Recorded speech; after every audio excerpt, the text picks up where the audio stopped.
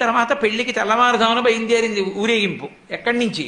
కైలాస పర్వతం దగ్గర నుంచి వస్తున్నారు. గవాక్షంలో నిలబడింది మేనకాదేవి నారదుడితో కలిసి. ఒక్కొక్కళ్ళు వస్తున్నారు. అబ్బా వెలిగిపోతున్నాడు, ఆయనేనా మా అల్లుడంది. కాదమ్మా, సూర్యుడు దిక్పాలకుల్లో ఒకడు. ఆమె వెనక వస్తున్నాడు. ఎవరో బాబాయ్ నల్లగా ఉన్నాడు దున్నపోత మీద, ఆయన ఎవరా? మీ అల్లుడు కాదు, బెంగపెట్టుకోకు, యమధర్మరాజు గారు. ఆమెన కాదు, అబ్బా చల్లగా ఎంత బాగున్నాడో, ఎవరు? చంద్రుడు, మీ అల్లుడు కాడు. ఈయనెవరోనయ్యో చాలా అందంగా ఉన్నాడు, ఎర్రగా ఉన్నాడు, కాంతులీనుతున్నాడు, బ్రహ్మగారు.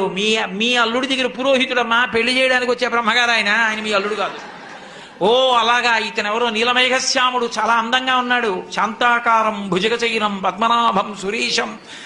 అమ్మా, ఆయనకి మీ అల్లుడికి భేదం చెప్పకూడదు, కానీ ప్రస్తుత మీ అల్లుడు కాడు. ఆయన వెళ్ళిపోయాడు. ప్రదోష వేళ అయిపోయింది, రాడు.